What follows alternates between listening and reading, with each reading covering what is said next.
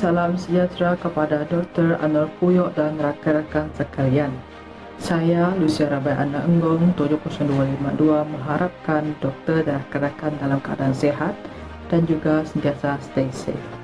Untuk kumpulan kami akan membentangkan satu tajuk, iaitu menganalisis budaya politik di negara British dan juga mengkaji bagaimana pengaruhnya kepada politik pilihan raya. Jadi saya mewakili kumpulan kami ingin menyatakan ahli kumpulan saya terdiri daripada 4 orang, iaitu Muzaffar akan membentangkan bentuk pemerintahan negara British, Roland Raut akan membentangkan sistem pilihan raya, seterusnya matlamat dan ideologi parti akan dibentangkan oleh Muhammad Afiq, dan juga kesan pilihan raya terhadap kehidupan sosial rakyat akan dibentangkan oleh Dira, dan terakhir ialah kesimpulan akan dibentangkan oleh saya sendiri. Jadi kita teruskan dengan pembentang yang pertama.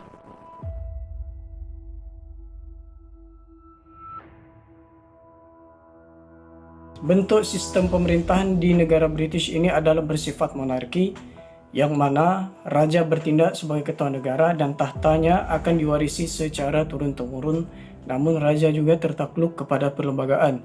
Manakala Perdana Menteri pula akan berperanan sebagai ketua negara yang akan dibantu oleh beberapa orang jemaah menteri yang lain untuk menjalankan dan mengurus pentadbiran negara ini.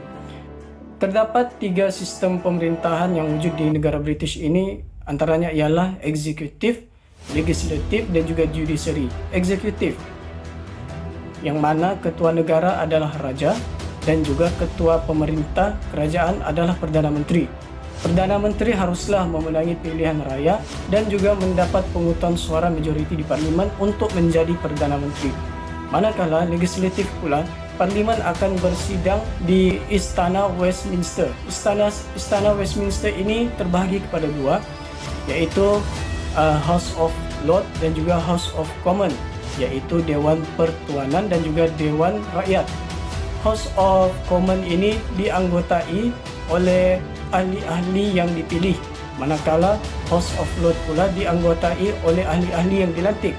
Terang undang-undang yang diluluskan oleh Parlimen ini haruslah diperkenankan oleh Raja untuk dibentuk sebagai undang-undang baru. Badan bagi judiciary adalah Supreme Court of the United Kingdom, iaitu Mahkamah Tinggi Inggris. Supreme Court of the United Kingdom ini juga adalah merupakan pengadilan tertinggi yang wujud di negara British.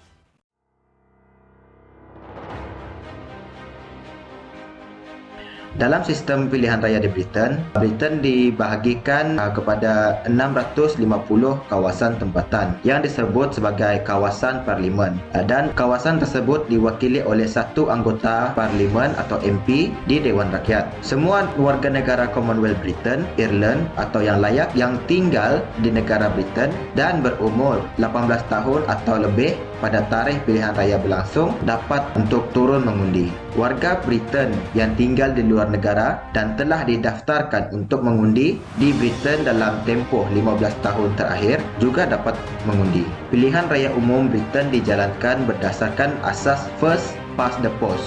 Ini bermaksud calon politik yang mendapat undi terbanyak di setiap kawasan akan memenangi kerusi di Parlimen. Di Britain, sesebuah parti yang memperoleh sekurang-kurangnya 326 kerusi daripada 650 kerusi di Dewan Rakyat berhak untuk membentuk sebuah kerajaan.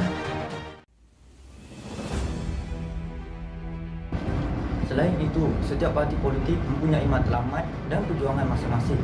Walaupun Britain mengamalkan sistem berbagai parti, namun Parti Konservatif dan Parti Buruh merupakan parti utama di Britain. Parti Konservatif merupakan parti yang berhaluan tengah kanan yang membawa ideologi umum seperti konservatisme, iaitu Kesatuan British, konservatisme liberal, liberalisme, konservatisme satu negara dan konservatisme tradisionalis. Manakala Parti Buruh merupakan parti yang berhaluan tengah dan kiri dan memperjuangkan pemikiran demokrasi sosialis, sosial serta golongan kesatuan sekerja. Britain merupakan ekonomi ke-6 terbesar di dunia dan ketiga terbesar di Eropah selepas Jerman dan Perancis. Jadi, untuk terus meningkatkan taraf ekonomi negara, rakyat perlulah menjadi pengundi yang bijak. Hal ini kerana apabila ekonomi negara meningkat, taraf hidup rakyat juga akan meningkat. Pilihan raya membolehkan rakyat memilih pemimpin yang bertanggungjawab terhadap prestasi mereka dalam menyandang jawatan.